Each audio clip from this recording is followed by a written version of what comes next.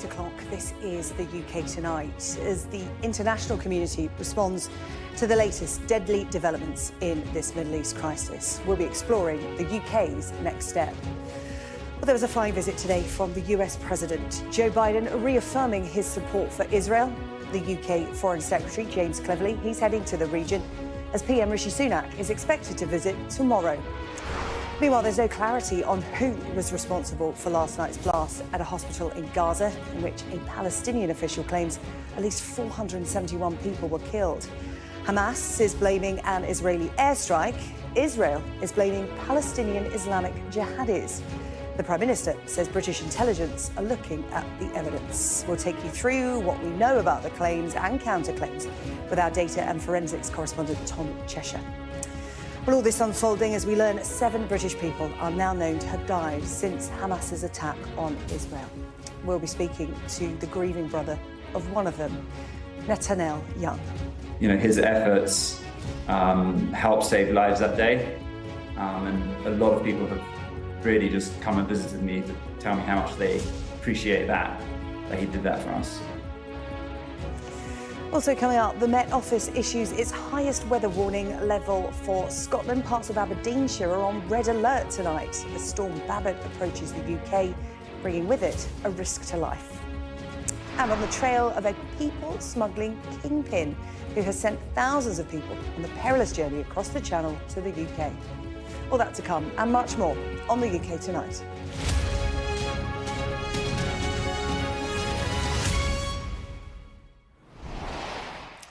So, the Foreign Secretary is on his way to the Middle East. The Prime Minister expected to follow as soon as tomorrow. US President Joe Biden visited Israel today, reiterating his support for the country and their claim that the explosion at a Gaza hospital last night was caused by Hamas. Well, the US President visited the Israeli Prime Minister in Tel Aviv, trying to prevent the war with Hamas from spiralling into a wider regional conflict, urging them not to be consumed by rage, saying America's reaction to 9/11 saw mistakes made. Mr. Biden left, having struck a deal for humanitarian aid to be sent into Gaza through Egypt, although the key question of when is yet to be answered. Our correspondent Tom Parmenter has the story of today. With thousands already dead and the Middle East in turmoil, President Biden landed in Tel Aviv to embrace friends, but with a mission to try and find conciliation in this crisis. It is perhaps the biggest diplomatic test of his presidency. The dispute over who hit the Ali Arab hospital in northern Gaza is clouded by the fog of war. The Palestinian authorities are adamant it was an Israeli airstrike. The Israel Defense Forces have said it was not them. Based on what I've seen, it appears as though it was done by the other team, not you. But there's a lot of people out there not sure. What is not in doubt is the effect of what happened.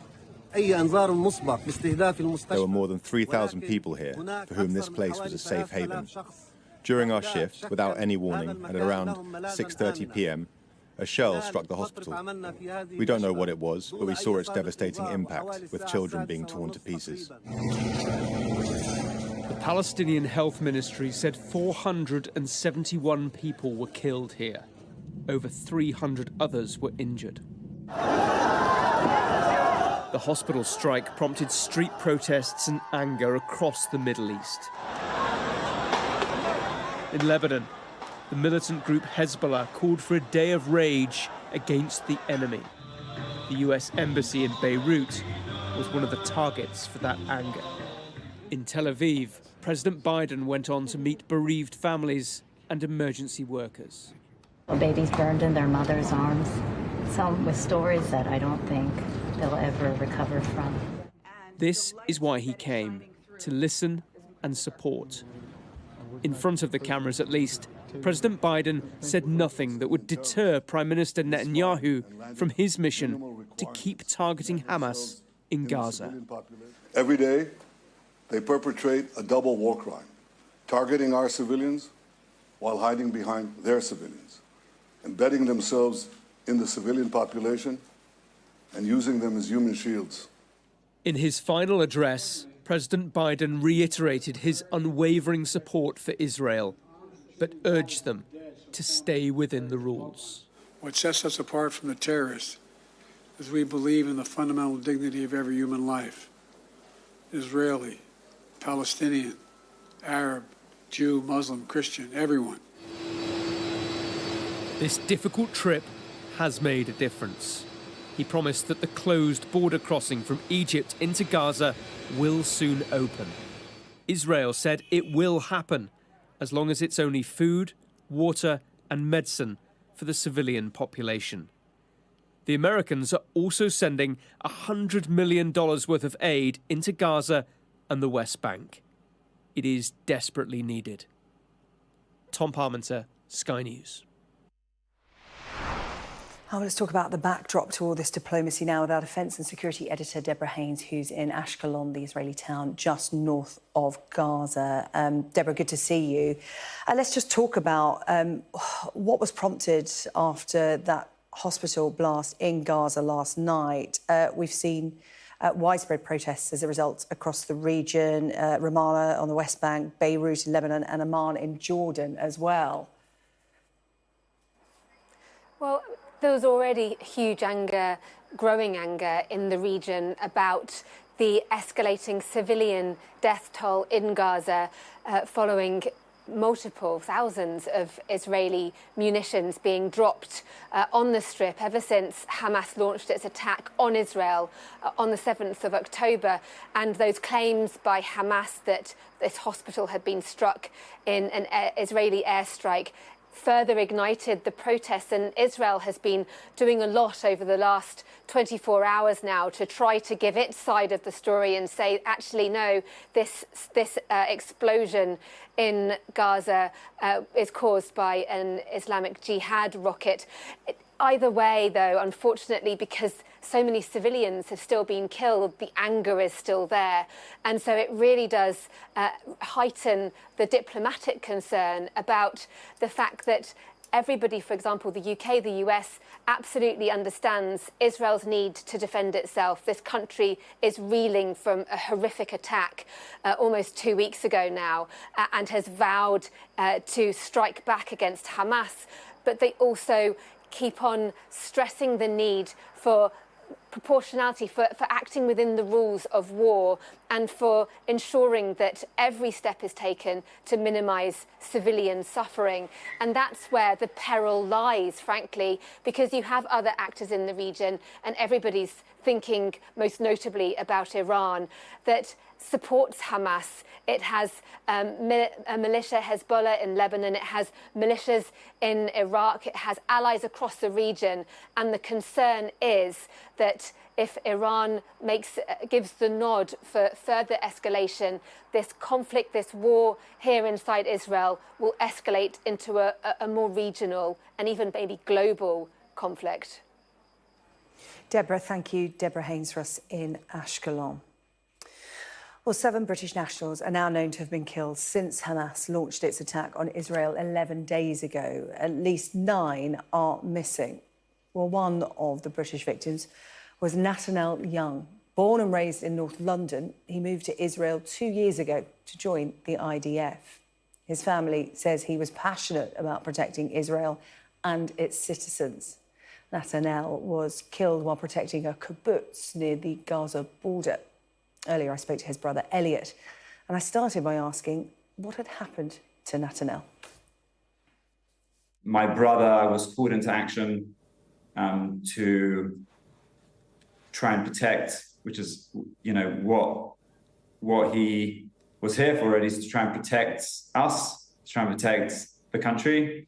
And my brother, Natanel, there was a long battle with some terrorists, and eventually he was killed. But my understanding is that his efforts helped save lives that day, and a lot of people have really just come and visited me to tell me how much they appreciate that he did that for us. Elliot, I hope that gives you some comfort in what is an unimaginably dark time for you and your family. Your family UK-based, but your brother and subsequently you moved to Israel.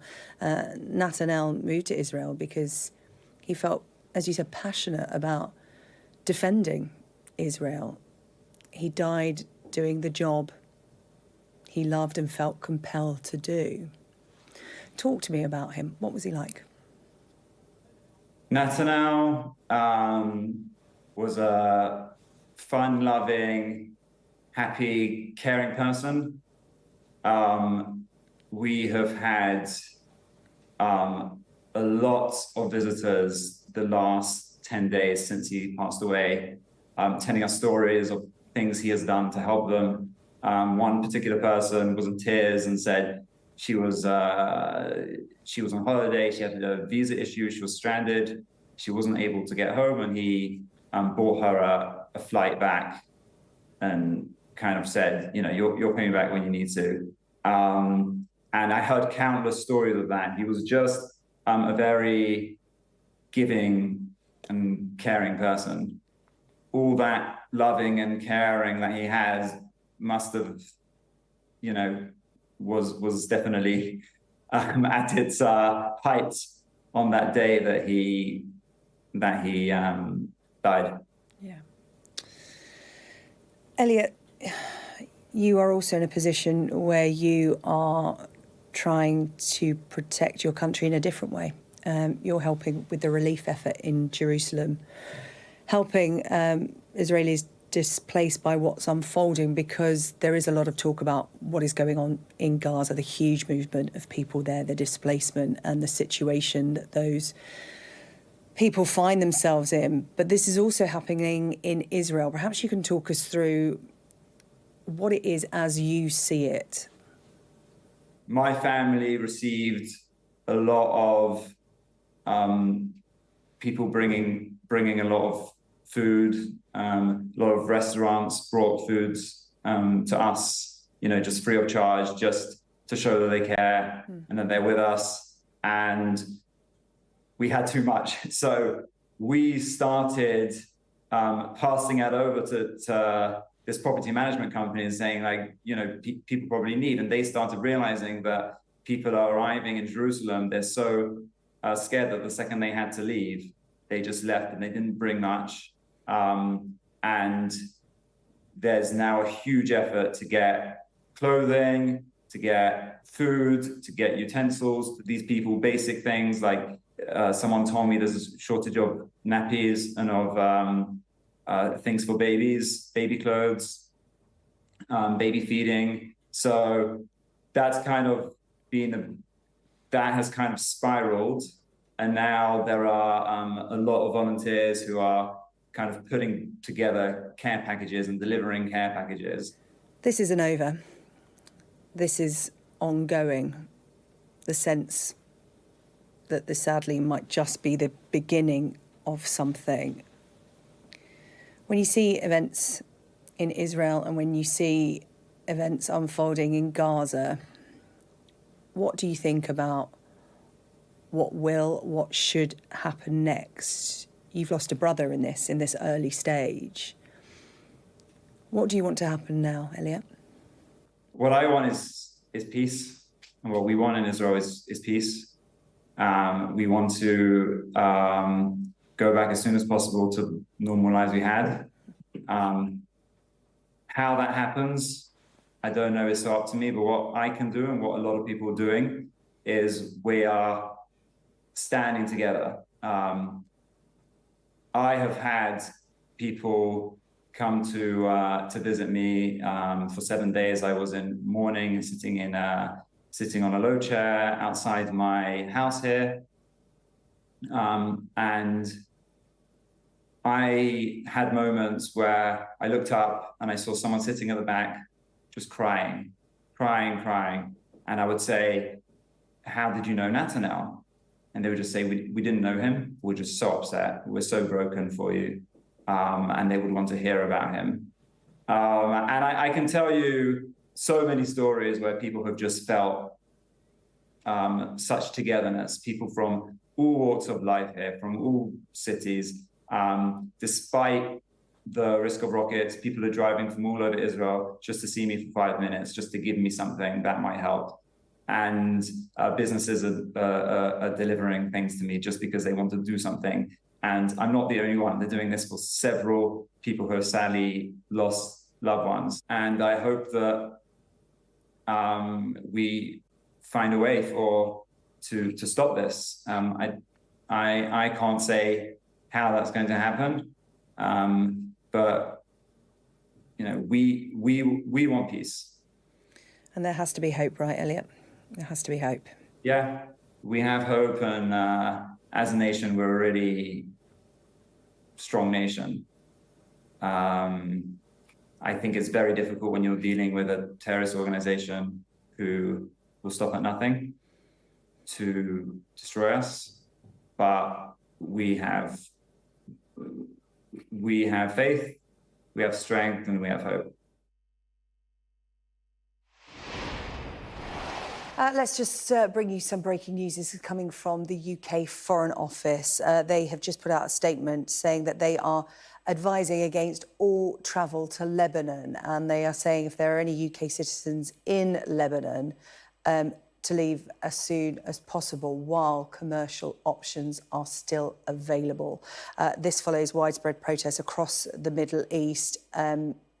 Many of them focused in Beirut in Lebanon, protests taking place outside the US Embassy and the French Embassy, spilling into surrounding streets, tear gas fired throughout the crowds. The situation, of course, unfolding in the Middle East, but the protests after that hospital blast in Gaza last night has seen protests right across the region. The focus on some of the most ferocious in Beirut.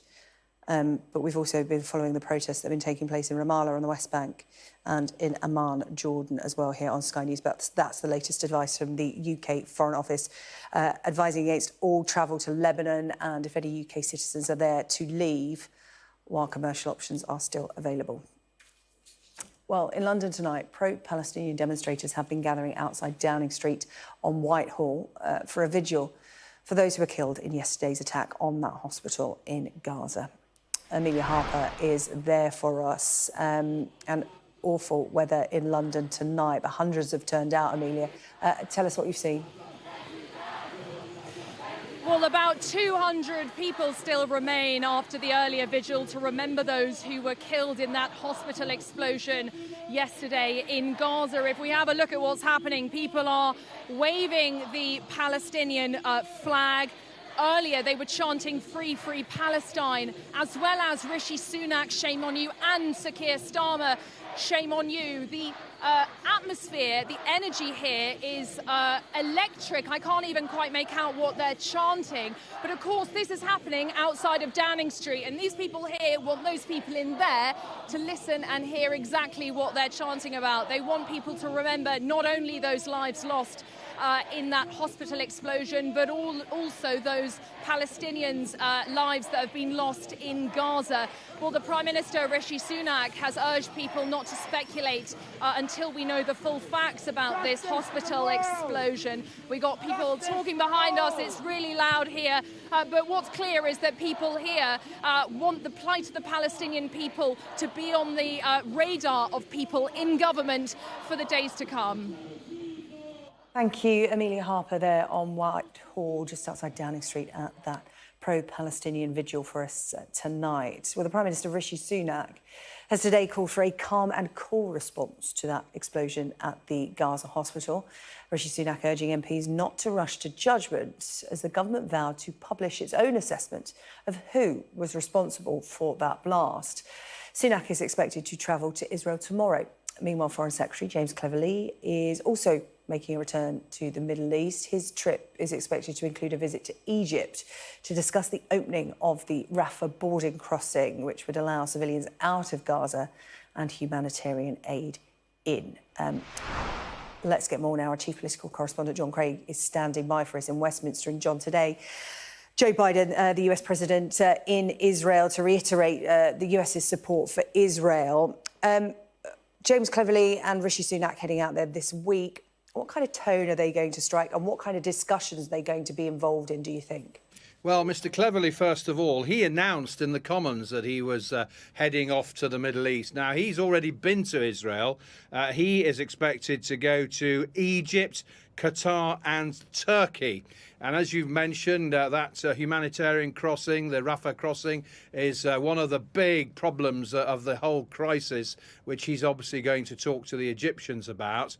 Then, of course, Qatar and Turkey are big players in the region. There's Mr. Cleverly in his visit to Israel earlier this week. One point, of course, he had to run for shelter when there were, I think, when air raid sirens went off.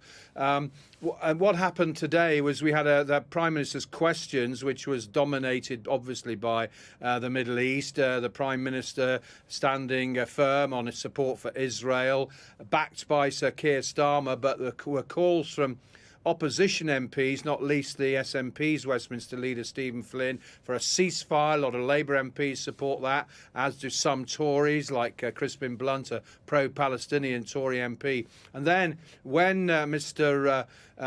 Cleverly was answering questions from MPs for about an hour and a half, he made his announcement about going to the region. Now, as for the Prime Minister, we have not had official confirmation of a visit, but we've been reporting here on Sky News for the past 24 hours or so that the Prime Minister is expected to go at some point, possibly tomorrow.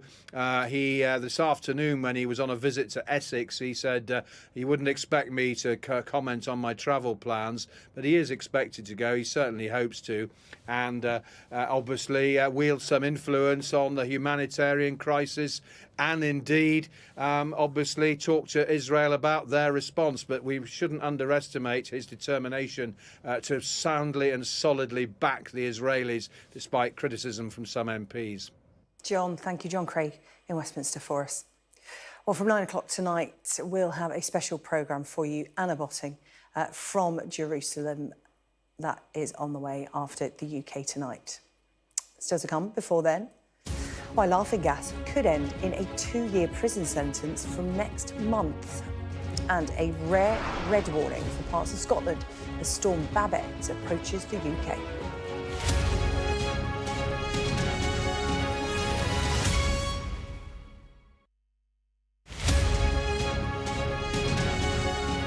The most important thing is that you do talk to them, because if you leave it up to what they're seeing on social media, they're being exposed to misinformation and disinformation, and we know that there's a lot of new accounts being set up which are designed to kind of spread the misinformation, to confuse people, whether you're a government or an aid agency or a news organisation, to try and understand what's going on is difficult, let alone a child. So it's really important that even if your child hasn't mentioned it to you, you don't know what they've seen or what they've heard or what they're making of it. So it's really important that you actually just check in with them and say, have you heard about this? What are you thinking? What's your advice to parents on tackling something they perhaps themselves don't understand? I think to direct them to a trusted source of information. Now, of course, on Sky News, we have our very own FYI, which goes out every weekend, and on Sky News and on Sky Kids. And at First News, we come out every Friday. You know, we curate the content, especially for children. We are avoiding too much distressing detail or imagery. And we've got this week a big 2-page feature explaining the background, which actually is a good thing for adults to read too. All right. Just to put it all into context and to make sure that they really do have an understanding of what's going on.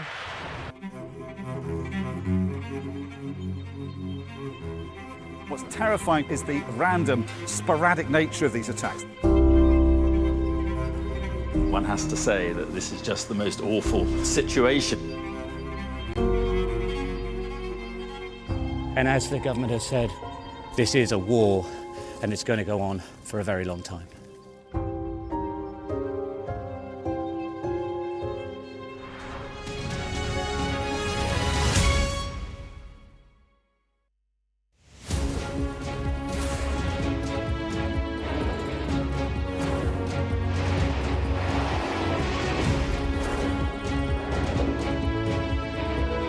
5 of us have made it out of the car.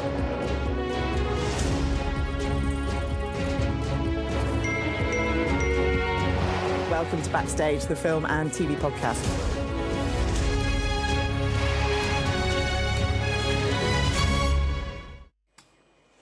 Welcome back. You're watching the UK Tonight. Here's what's coming up. We're going to have a report for you on the kingpin people smuggler who transported up to 10,000 migrants over the Channel to the UK. We're also going to hear from the aid agency Medical Aid for Palestinians on the deepening humanitarian crisis in Gaza. Right now, though, we're going to take a look at some of the other stories making news in the UK tonight. A paedophile who abducted a young girl and sexually abused her has been jailed for 20 years. Andrew Miller, also known as Amy George, offered the primary school-age girl a lift home, but instead took her to his house in the Scottish borders, where he held her captive for more than 24 hours. Miller, who was in the process of transitioning at the time of the attack, had pleaded guilty at an earlier hearing.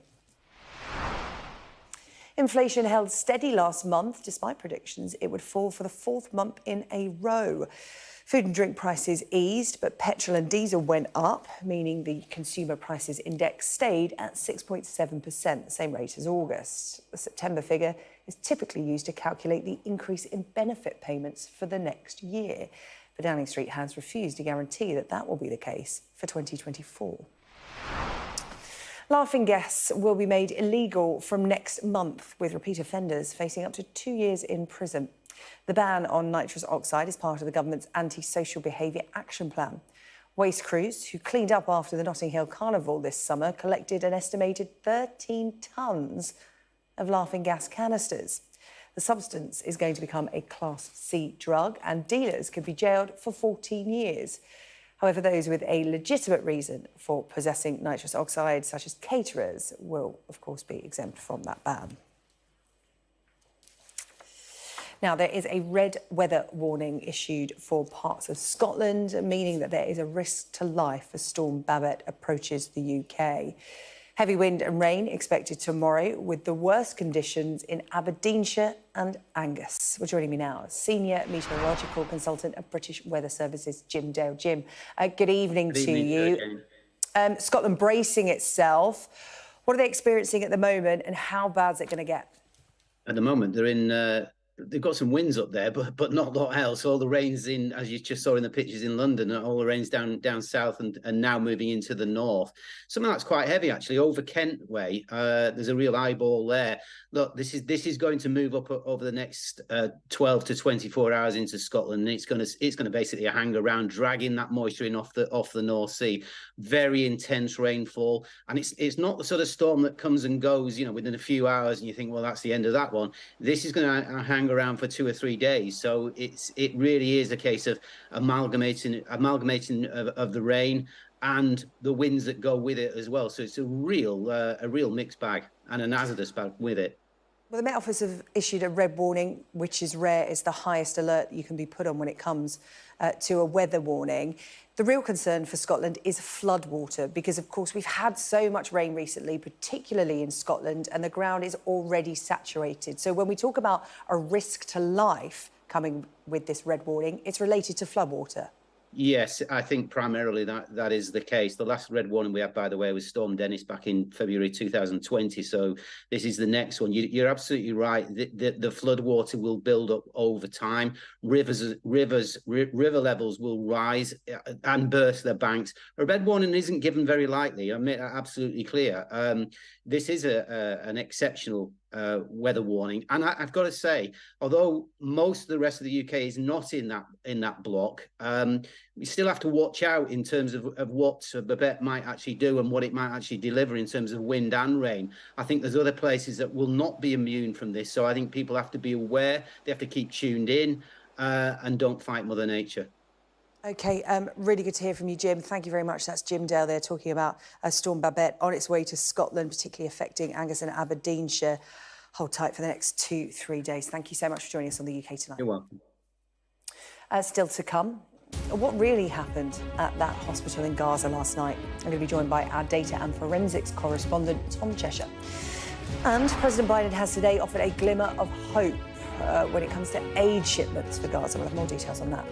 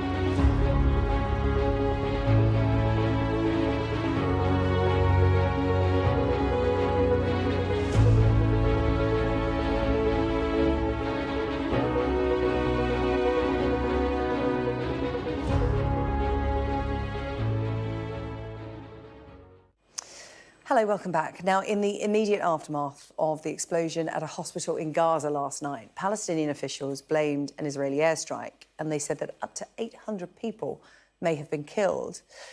But in the hours that followed, Israel claimed the explosion was actually caused by a misfiring rocket aimed at Israel by militants inside Gaza. Well, today questions are being asked about the number of casualties originally reported by Hamas.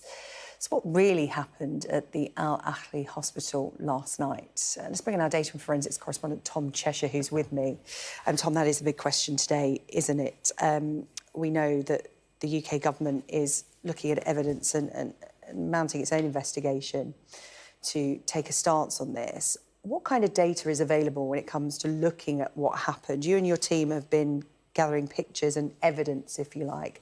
How have you gone about investigating what happened? Yeah, well, it's the nature of warfare or any sort of incident, you know, like a terrorist incident, wherever it happens, that video comes out quite quickly now. Everyone has a smartphone, you can see this sort of thing, especially in a war zone like this too, where you have lots of cameras trained on it, both within Gaza, different channels, whether it's Palestinian or Israeli. So when this happens, you hear the news, you're looking for whatever videos you can find and start with. That's very, very thin. So you see these videos, a lot of time they're old videos. You have to figure out, has this happened now? Have we seen this video before? We've seen a lot of fakes around that for various different reasons. But then you start to have the opposite problems, that as the world wakes up to this, you get a lot of videos from everywhere and you're trying to sift through those and understand it. So what we're trying to do is go through and say, like, well, can we have confidence that this happened? There's lots of things you can do. First of all, check whether this video has appeared before, because that does happen a lot. You have different conflict videos repurposed, saying this is something that might have happened in Syria is being saying this happened in Palestine. Then you go and look at other things. So we've got this sort of what looks like missiles happening. Are there any other videos that show the same thing? Is it the right time of day? Does it match up with satellite imagery we already know exists? And as all of that, we're trying to say, do we have confidence in saying this video happens where is? And then you have the opposite problem. We spent a lot of today rejecting a video, which looked very plausible. It wasn't a fake, it was taken at a different time. But by working out those sorts of coordinates, seeing how many lights were on in the building, we could kind of work out the time of day from that and decide, actually, that isn't the right video, or even though it's very similar to one. So those are the sorts of processes we go through that, we put it all together. And then earlier today, we record that at the screen, and this is what you get as a result of it. This is an explosion that, first of all, has claimed lives. It has also inflamed opinion across the Middle East and the world. The Sky News data and forensics team has been examining the open-source visual evidence, video and satellite. This is what we know, and just as importantly, what we don't know. Now, this is where the Al-Ali hospital is located, in Gaza City, in the area that Israel had warned Palestinians to evacuate from. And nearby is where we believe one of the first videos was taken. It appears to show the moment of impact. The plume of smoke you see from the explosion in this video is consistent with other videos that have been published. But there are other sources of video. The Qatar-backed TV channel Al Jazeera was broadcasting live from this location here. And as you can see from the map, it overlooks the hospital pretty directly. It's just less than a mile away.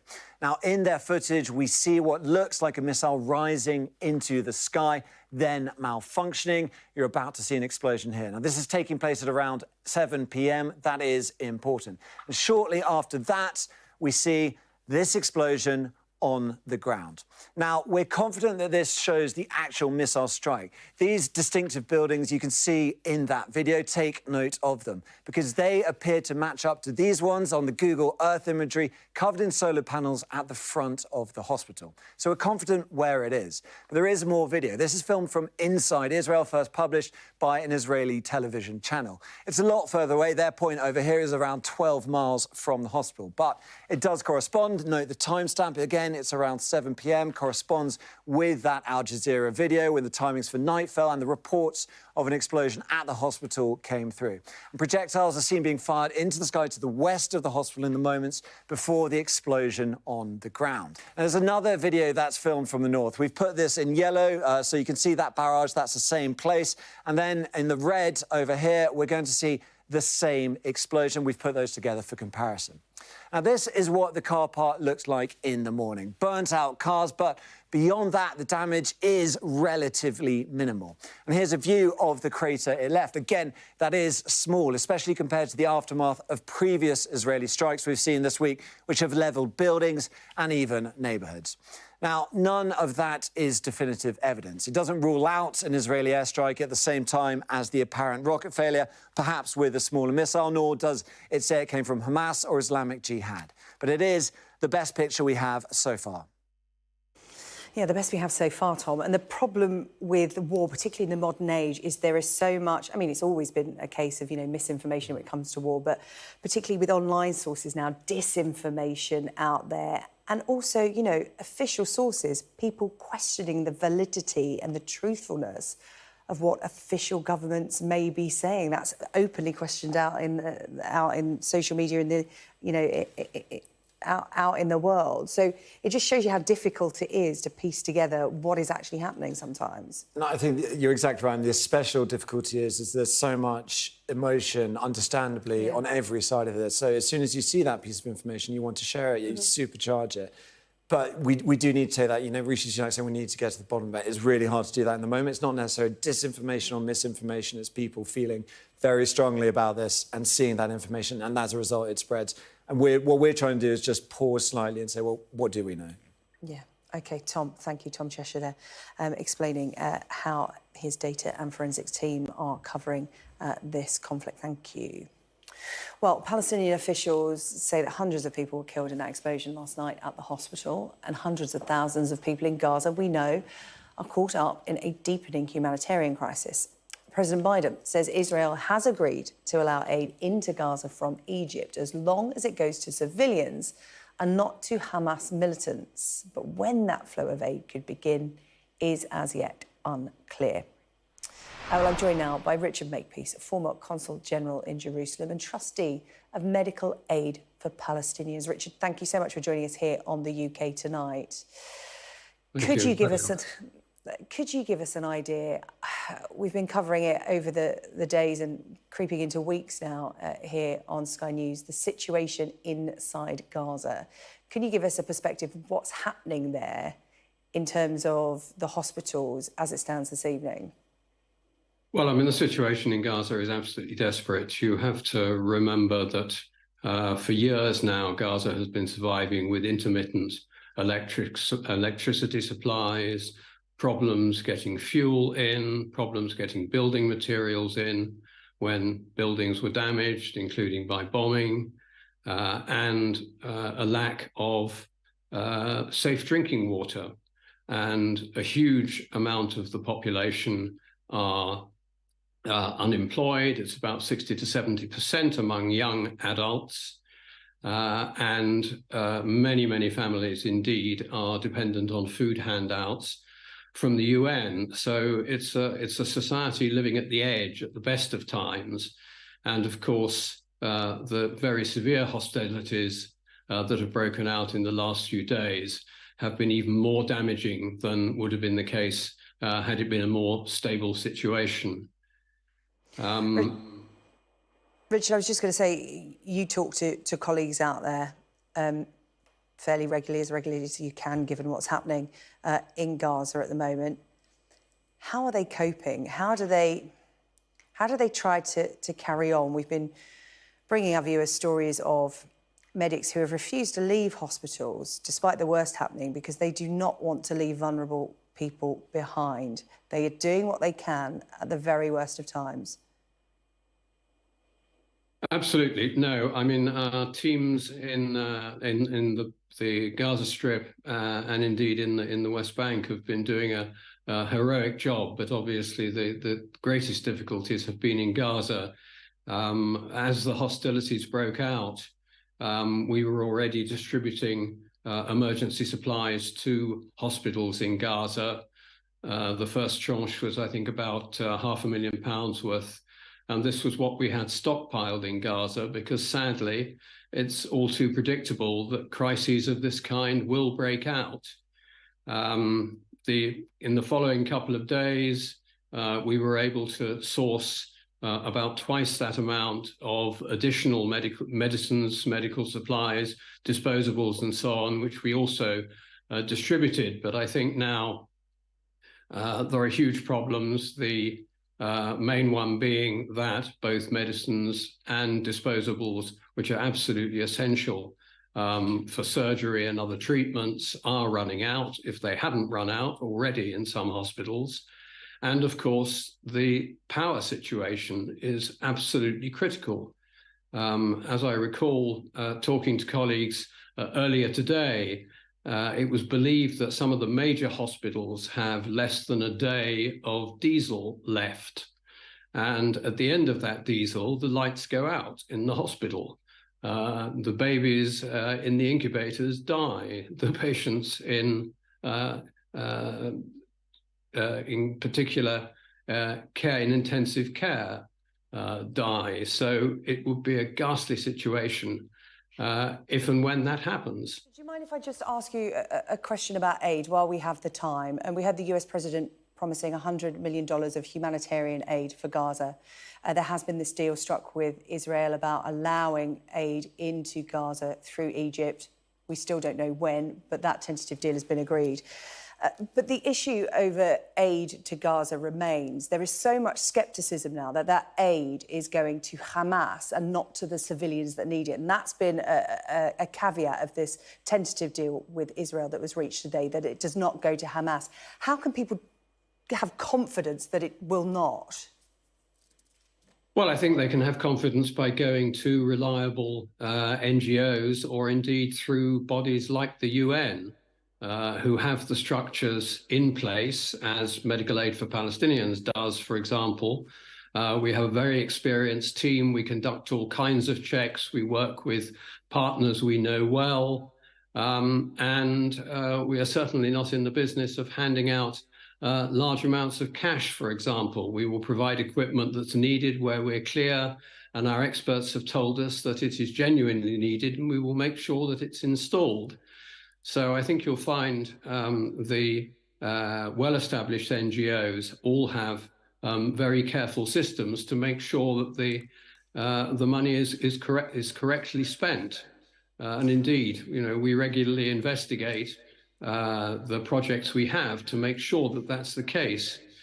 As you say, it is very good news if there is agreement to bring aid in medical supplies, food, water, fuel in particular, through Rafah. But of course, it's not as simple as just opening the border to Egypt. No, it's certainly not, Richard. And of course, the big question at the moment is when is that going to happen? Because time is running out and so many people are saying this should have happened days ago. We'll keep our viewers across those developments. Richard Makepeace from Medical Aid for Palestinians, really appreciate your time this evening. Thank you. Thank you. A kingpin people smuggler who transported as many as 10,000 migrants over the Channel to the UK has been jailed for 11 years. Huwa Rampour stood trial in Belgium after his arrest in the UK last year. It was as part of a European joint police operation. Sky's Europe correspondent Adam Parsons, who's been following this case for more than a year now, has visited Kurdistan in search of the criminal gangs for whom people trafficking has become so lucrative. The story of Huwa Rampour spans Europe, but it starts here in Kurdistan. When he claimed asylum in Britain, Rampour said he was from Iran, but we've been told he's actually from this bustling city, Erbil. And we found out that even his name is a lie.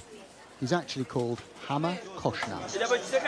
So we've come here to search for the truth about this man at the centre of a huge people smuggling ring.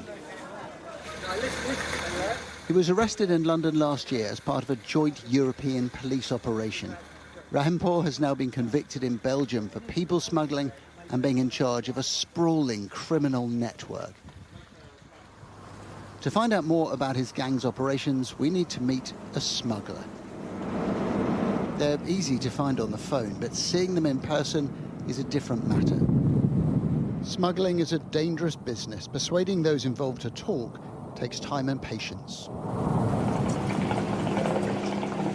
We meet Karwan and other gang members in an apartment. And while he's keen to protect his identity, he is forthright about the details of his business. I have smuggled 1,000 people into Europe. Karwan says he gets dozens of calls every day from people asking him to arrange the journey and that more and more people want to get to the UK. I show him a picture of Rampour, but use his real name. He's called Hama Koshna. I know him. He's from Erbil. Those smugglers in Calais use Kalashnikovs and pistols, so he probably deserved what he got. I met him once in Turkey, but I wasn't part of his gang. And he has his own tactics when it comes to evading French forces in Calais. If people want to go and they have money, then we can get them there. Sometimes winter is better, as the police are less patient, but we are patient. Alongside him is Sirwan, another smuggler, and his speciality is the Channel crossing. And just like Rampour's gang, which was based mainly in Germany, Sirwan's priority is getting a healthy supply of dinghies. Say I need to get a dinghy with a motor to someone in Germany. In Turkey, a lorry driver would just place it under the load. For example, the driver is delivering some furniture. They can hide up to 10 boats under the load of each lorry, so 10 lorries could deliver at least 50 dinghies. The appetite is enormous. The reason there are so many people smugglers in Kurdistan is that there are so many people in this region who want to be smuggled. And that allows individuals like Rampour to flourish and to get rich.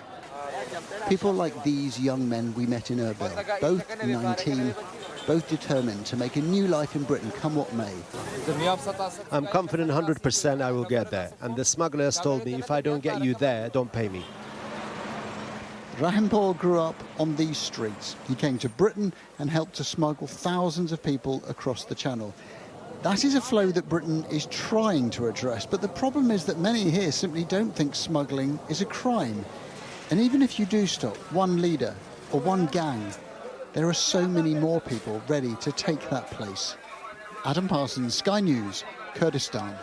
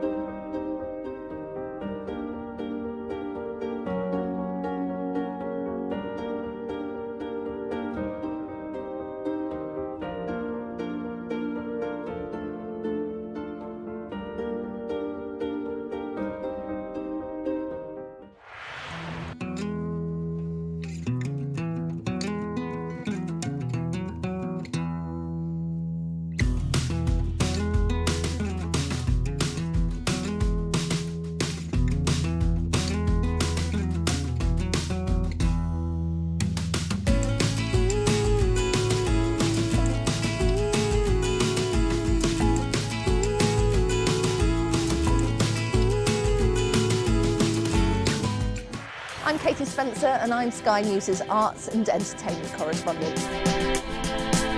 When you think of Glastonbury, it's mud you want and music. They're going to cross to us live in a minute. Okay. Thank you so much. Brad Pitt is now a prolific producer behind the scenes. It's not a mystery to me. We always were capable of doing this. Oh, they're wonderful children as an audience. Who did that? Maverick here on the red carpet. I'm so excited, Tom Cruise. This is the story of the night. It's the little independent film that could. We take you to the heart of the stories that shape our world. Nor have I ever struck any woman in my life. There's this illusion of power. Are you feeling well? I remember covering the Oscars and that now infamous moment, the Will Smith slap. Nobody could quite believe that it had happened. You can tell from these crowds just how excited people are for the return of Pride. These actors playing the lead roles were born long after the Sex Pistols broke up. Are you pleased that you did say yes to the job? I've never regretted it. As a team, we've interviewed some of the biggest stars in the world. It can be incredibly surreal being swept up in their world, but we try to give you an honest sense of how these people really are. Okay, I'll talk to you. Don't leave me. Yeah, okay. There's no easy goodies. There's no easy baddies. I've had a great time here. Thank you. Thank you. Bye.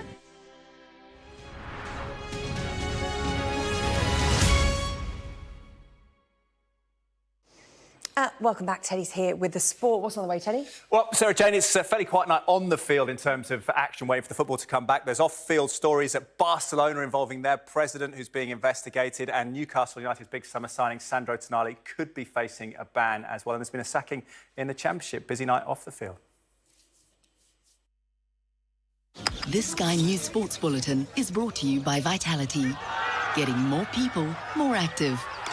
Live life with Vitality. At what point, when you were younger, did you realise that Anguilla didn't have an Olympic team and that it had to be GB who you competed for? So it's like when I got about 14, 15, and I think Shara Proctor made the switch back then. I remember when Shara used to come back home and I was asking her, what was the reason you had to switch, you know? And she explained to me, and then I asked the people from the Federation about why is it we don't have an IOC, why we are not a part of the IOC, and they broke it down to me, and I got an understanding for it. And then I was like, oh, so for me to go to the Olympics, eventually I'd have to stop competing for Angola and then join Team GB. So I remember 2015, the process started, and I got clearance to compete for GB in, I think, the late June.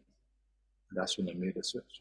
That's quite a young age, I guess, to learn about like colonialism and like the history of the Caribbean and Britain's impact on the Caribbean, right? So what was that process like for you? Well, we always knew about Angola having to be a part of Britain.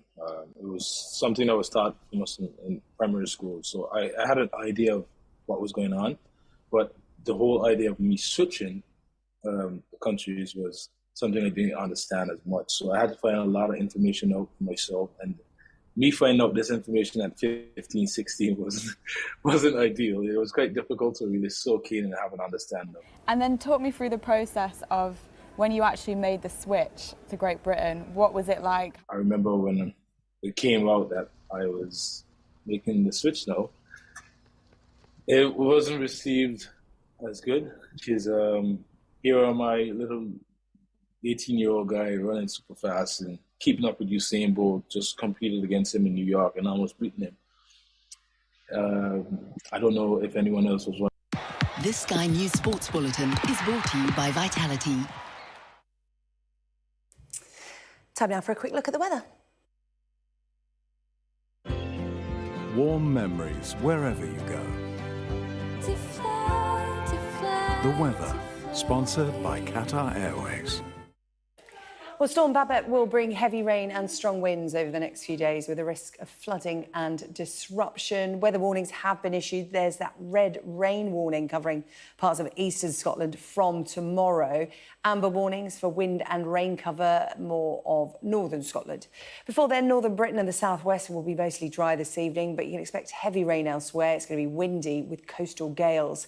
Central parts can expect persistent heavy rain tonight. That'll become largely confined to southern Scotland, Northern Ireland and the northwest of Ireland later, while a scattering of showers will take over the south.